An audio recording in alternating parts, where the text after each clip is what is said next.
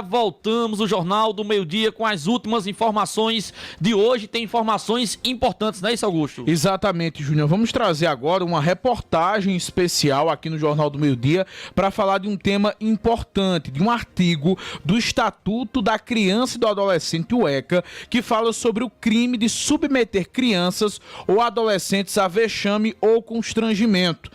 A nossa reportagem conversou com conselheiros tutelares que explicaram melhor esse artigo e quais as ações são tomadas para proteger as crianças e os adolescentes deste tipo de crime. Não é isso, Eduarda Ferreira? Isso mesmo, Augusto. Eu estive conversando com os conselheiros da cidade de Serra Branca, Carlos Alberto, aqui da cidade, que detalharam mais sobre o artigo e também trouxeram orientações importantes. Vamos acompanhar. A reportagem da Serra Branca FM hoje abre o espaço para falar de uma pauta super importante, que acontece em todas as cidades do Cariri, que é em relação à atuação do Conselho Tutelar. Hoje estamos recebendo aqui os conselheiros tutelares da cidade de Serra Branca, Carlos Alberto e Mitalha, eles que atuam aqui na cidade e na região, e eu já queria começar parabenizando, um pouco atrasado, pelo dia 19 de novembro, o dia do Conselheiro Tutelar, e eu já abro o espaço aqui perguntando sobre as atuações, A gente sabe que vocês exercem muitas funções em relação a cuidado com crianças e adolescentes aqui da nossa cidade, mas eu queria também destacar um pouco sobre quais as principais funções e atribuições que vocês exercem aqui na nossa cidade. Sejam bem-vindos, um bom dia. Olá pessoal, um bom dia. Sou Carlos Alberto, sou conselheiro tutelar. E aqui já deixo de antemão os parabéns a todos os conselheiros tutelares aqui, tanto de Serra Branca, cidades vizinhas e do Brasil em si, A gente vem falando sobre as atribuições do Conselho Tutelar, as ações que a gente vem falando constantemente nas escolas. E hoje a gente veio falar um pouquinho junto com a conselheira Mitali, que a gente tem projetos futuros para fazer e também muitos planos mesmo. Faz um ano que eu vim aqui na rádio e eu coloquei em destaque que a gente ia lançar o Instagram do Conselho Tutelar. Tá ativo, tá movimentado e a gente vai lançar lá algumas ações também durante esse ano de 2026. E entre as ações a gente ultimamente... Inclusive, é uma das pautas da entrevista de hoje, em relação ao artigo do Estatuto da Criança e do Adolescente sobre a questão dos atos que humilhem ou envergonhem ou causem sofrimento desnecessário a crianças ou adolescentes, inclusive a violação de direitos e pode dar cadeia. Eu queria, inclusive, ouvir de vocês um pouquinho mais sobre, saber mais sobre esse artigo, porque eu acredito que muitas pessoas não conhecem. Queria que vocês pudessem explicar exatamente o que caracteriza esse artigo e qual crime está previsto, o que pode ser causado, entendeu? Quais as penas para quem pratica. Bom, esse artigo ele traz o seguinte, ele protege a integridade física e moral da criança. Ele preserva a questão da imagem, da identidade, da autonomia, dos valores, O que significa isso? O pessoal tem nos procurado muito em relação a isso. Inclusive, uma mãe nos perguntou, a imagem do meu filho foi divulgada de maneira indevida, o que é que eu faço? O que é que o conselho pode me ajudar em relação a isso? A gente traz que isso é um crime que ele pode ter uma pena tanto de multa como algum trabalho social e até prisão, a depender das consequências, que isso vir causar. Então, pessoal, qualquer imagem de criança, principalmente uma situação vexatória, onde expõe a criança, onde aquilo possa trazer algum dano psicológico para ela, é extremamente proibido. O ECA, ele é muito em cima disso. O Conselho também, a gente tem esse olhar muito atento para isso, porque muitas vezes o pessoal pensa assim, nossa, mas foi só uma imagem, não tinha nenhuma conotação sexual, por exemplo. Porque o pessoal entende que a exposição é só quando vai pela parte sexual, que é uma parte mais forte, digamos, de passagem. Mas não. Qualquer imagem onde expõe a criança, onde ela seja explorada de qualquer forma, principalmente emocional, que a gente sabe que traz muito dano emocional, para a família também. O conselho está ali para ajudar, para aconselhar, para atuar, se for o caso. Então, a gente pede esse cuidado mesmo. Muitas vezes as pessoas não fazem nem por má fé. Às vezes, para divulgar alguma coisa, para ganhar algum tipo de notoriedade sobre algum assunto, não tem esse cuidado de observar quem também está junto ali daquela imagem. Então, é bacana a gente falar sobre isso, a gente pedir esse cuidado, nessa proteção com as crianças e os nossos adolescentes. Vale ressaltar também que isso vai dos conteúdos que são divulgados de crianças na internet, né? Como você bem falou, não só em questões de abuso, mas também de qualquer humilhação que ela possa sofrer, não é mesmo? Isso, exatamente. O que pode acontecer também, uma situação X, vamos chamar de Joãozinho, a gente sempre usa esse codinome. Ele foi exposto numa imagem, né, numa situação onde ele foi uma situação vexatória para ele também que estava ali, e ele chega na escola e os coleguinhas da escola dizem, olha, eu vi você num vídeo tal, numa situação assim.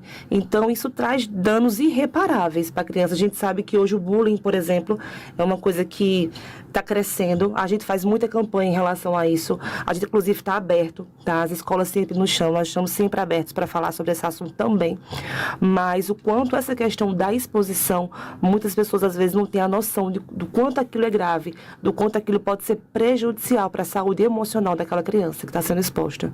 E em relação às penalidades, quem divulga esse tipo de vídeo, pode vir sofrer quais os tipos de pena que são aplicadas? Multa, cadeia, o que pode vir acontecer com quem divulga esse tipo de vídeo ou produz também? As penalidades, elas começam com uma advertência, né? A gente tem a questão das advertências, às vezes verbais, às vezes por escrita, né?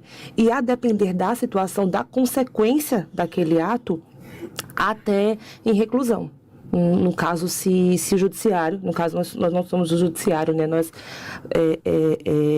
cuidamos para que essas leis sejam exercidas, mas começa com uma advertência.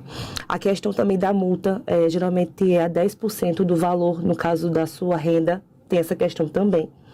E aí, em último caso, a questão da reclusão, a depender do quanto aquilo pode ter causado àquela criança.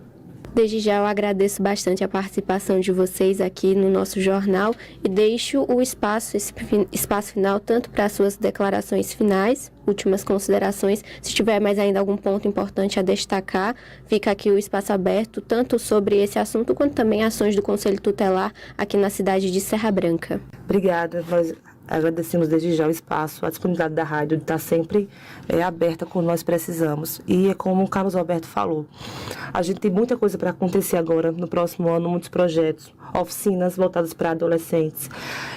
O Conselho está sempre à disposição, nós estamos situados ali ao lado da Casa da Cidadania, eu acho que todos conhecem, naquela rotatória fica a nossa sede, mas nós estamos, sempre vai ter alguém de plantão, nós chamamos assim, 24 horas o Conselho está ativo, então qualquer dúvida, qualquer necessidade da população em nos procurar. Nós estamos sempre à disposição. Outro ponto bastante falar, a questão da descrição dos casos. Então, muitas pessoas, às vezes, ficam meio inseguros, vê uma determinada situação de um direito violado e, às vezes, eu não queria falar, não queria denunciar, eu tenho medo, né? Então, a gente tem essa questão da ética. Então, o nome do denunciante, ele não é revelado, pessoal. Nós temos esse cuidado. Nós temos um telefone à disposição também da população para isso. Muitas pessoas acabam nos procurando no nosso telefone pessoal mesmo, a gente nunca se opôs a isso, tá? Então, assim, a gente está à total disposição da população para qualquer, não só denúncia, mas para dúvida, para qualquer coisa que seja ligada à proteção das nossas crianças e adolescentes, que é o nosso trabalho, que é a nossa preocupação e que é o nosso cuidado. Então, desde já eu agradeço a oportunidade. Obrigada mais uma vez. Um bom dia a todos. Bom, a gente que agradece, né, a participação aqui e já divulga também o número do telefone do Conselho Tutelar, que é o número fixo. Também o Instagram para o pessoal seguir, acompanhar as atividades que a gente faz no dia a dia, nas atividades que a gente faz nas escolas, palestras, tudo mais. E também não deixar de falar aqui do Dia da Consciência Negra. Eu sou professor de capoeira e aqui deixo o meu respaldo às atividades que a gente faz nos bairros, já voltado também com o Conselho Tutelar, essa parceria que a gente tem em ver as crianças e os adolescentes praticando alguma arte, né? E aqui eu deixo o telefone do Conselho Tutelar, 99490593. 99490593. Esse é o número do Conselho Tutelar da cidade de Serra Branca. Ele é 24 horas. Pode ligar a qualquer momento, que a gente está pronto para atender a todos. Esse é o número do WhatsApp também, viu? E o Instagram SB Conselho, que é o Conselho Tutelar de Serra Branca. Então, segue lá, vamos seguir a acompanhar o trabalho do Conselho Tutelar, tanto na zona rural como na zona urbana, todos os bairros a gente está ativo. Muitos ficam falando assim que os conselheiros tutelares só fica na sede, às vezes está fechada, mas a gente está na zona rural, na busca ativa, a gente está buscando a qualidade de vida das crianças e adolescentes e buscar os direitos, né, os direitos deles. É isso que a gente trabalha, fazendo isso. E eu acredito que esse ano de 2026 vai ter muitas coisas aí para vir, projetos, e a gente está nessa parceria.